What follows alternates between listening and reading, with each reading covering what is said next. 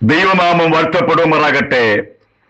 യേശുക്രിസ്തുവിന്റെ വീണ്ടും വരവും പ്രവചന പഠനവും ഇസ്രായേൽ ചരിത്രവും 227 ഭാഗത്തേക്ക് ഏവരെയും പ്രാർത്ഥനയോടെ ക്ഷണിച്ചുകൊള്ളുന്നു.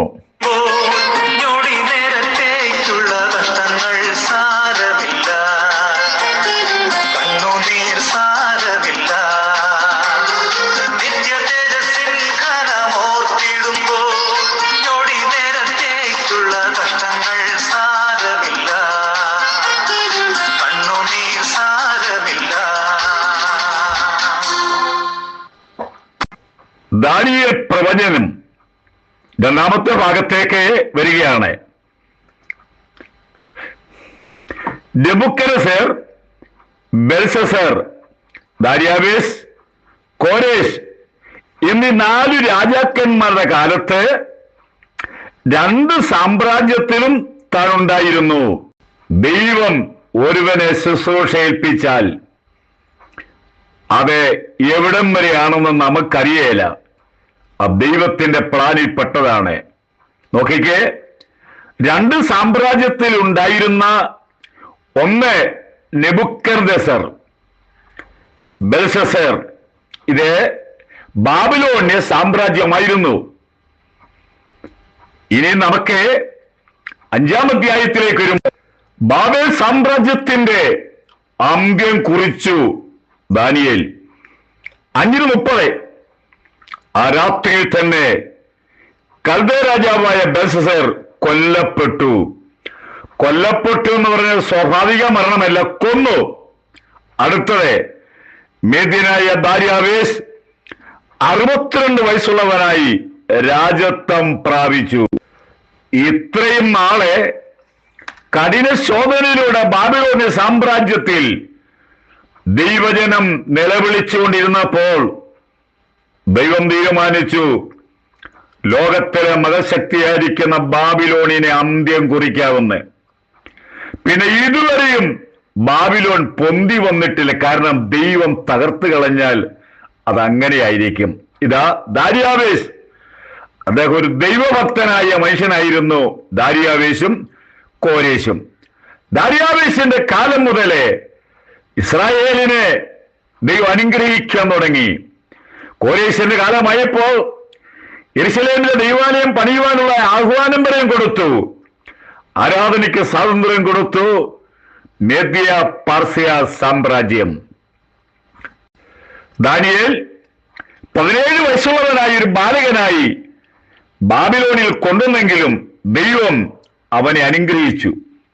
ചരിത്രത്തിന്റെ പല ഏടുകൾ നമ്മൾ നോക്കുമ്പോൾ 78 വർഷം ബാബിലോണിൽ താമസിച്ച് പ്രവചിച്ചു എന്ന് നമുക്ക് മനസ്സിലാക്കാൻ സാധിക്കും. എന്നാൽ ദാനിയേലിന്റെ അന്ത്യം എങ്ങനെയാണെന്ന് നമുക്കറിയില്ലെങ്കിലും ദാനിയേൽ പ്രവചനം 11-ാം അധ്യായത്തിലെ ദൈവം ദാനിയേലിന് ഒരു യാത്രയെ പോടുകയാണ്. 12-ാമത്തെ വാക്യം, ദൈവം യാത്രയിപ്പ് കൊടുക്കുന്നത് ഭൂമിയിൽ നിന്നും സ്വർഗത്തിലേക്ക്. അതാണ് ദൈവത്തിന്റെ യാത്രയിപ്പ്. ദാനിയേലിന് കാര്യം പറയുന്നുണ്ട്. ദാനിയേൽ, നീ പോയിക്കൊള്ളുക, വിശ്രമിക്കുക. കാരണം നീണ്ട 78 വർഷക്കാലം ദൈവത്തിന് വേണ്ടി നിന്ന് ശാരീരികമായി തളർന്നവന് നിനക്കൊരു വിശ്രമം ആവശ്യമാണ്. നീ വിശ്രമിക്കുക. അവിടെ കൊണ്ട് അവസാനിക്കുന്നില്ല. കാലാവസാനത്തിങ്കൽ ഓഹരിക്കായി നീ എഴുന്നേറ്റു വരും. എന്നിട്ട് കർത്താവ് പറയുന്ന വാക്യങ്ങളൊന്ന് ശ്രദ്ധിക്കണം. അത് 12-ാം അധ്യായത്തിൽ 2-ാമത്തെ വാക്യം, ദാനിയേൽ പ്രവചനം. പലരും നിത്യജീവനായും. എന്നെ കേൾക്കുന്ന ജീവിതങ്ങളെ, ഒരു നിത്യജീവനുണ്ട്. ഇവിടുത്തെ ജീവൻ താൽക്കാലികമാണ്. എപ്പോഴാ കുഴഞ്ഞു വീണു മരിക്കുന്ന അറിയേല, എപ്പോഴാ ലോകത്തിൽ നിന്നും മാറ്റപ്പെടുന്ന അറിയേല. പക്ഷേ ഒന്ന്, പലരും, ഒത്തിരി പേര് നിത്യജീവനായും. അടുത്ത പ്രയോഗം ഇച്ചിരി ബുദ്ധിമുട്ടാണ്. ചിലരെ നിത്യ ലജ്ജയ്ക്ക്. അവിടെ ചെല്ലും, പക്ഷേ യുഗായുഗം നിത്യലജ്ജയായിരിക്കും. മൂന്നാമത്തെ കൂട്ടര് നിത്യ നിന്ദയ്ക്ക്. എന്താ നിന്ദയ്ക്കെന്ന് പറയുമ്പോൾ, നമ്മുടെ വീട്ടിൽ ഒരാൾ കടന്നു വന്നു, നമുക്ക് അദ്ദേഹത്തെ ഇഷ്ടമില്ല, അതൊരു നല്ലൊരാളല്ല, പൊയ്ക്കോളാനേ പറയുള്ളൂ, ഇരിക്കാൻ പറയത്തില്ല. നിത്യ നിന്ന.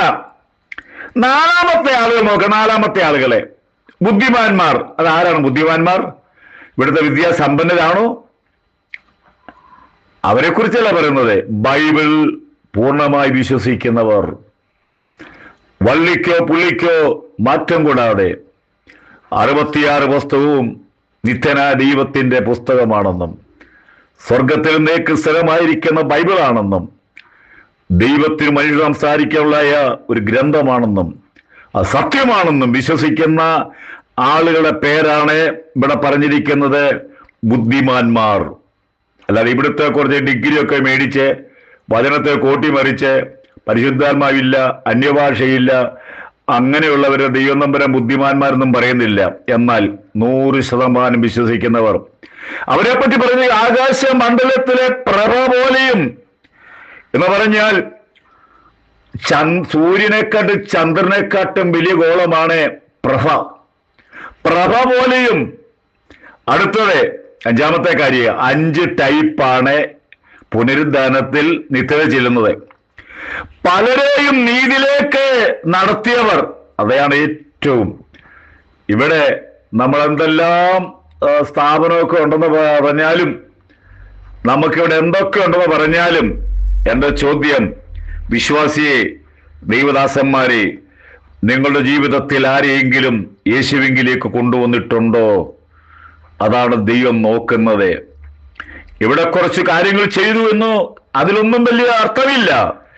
ദൈവം നോക്കുന്നത് പലരെയും നീതിയിലേക്ക് നടത്തിയവർ, തിരിച്ചവർ നക്ഷത്രങ്ങളെ പോലെ എന്നും ശോഭിക്കും. ഞാനൊരു ചോദ്യം ചോദിക്കുന്നു.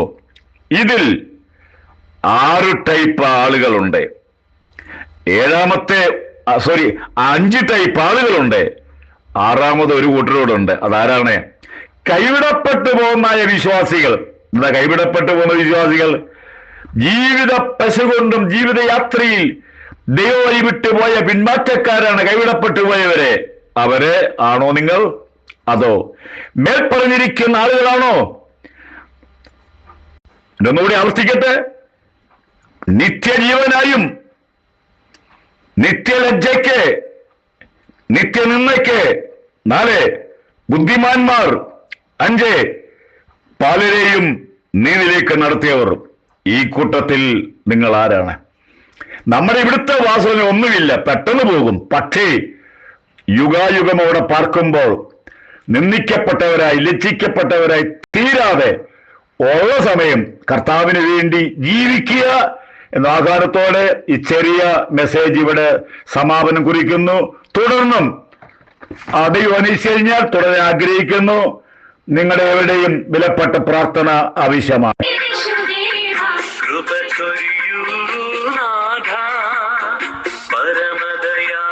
നമ്മുടെ കർത്താവിന്റെ വരവ് ഏറ്റവും അടുത്തിരിക്കുന്നു. പോകുവാൻ തയ്യാറാകുക.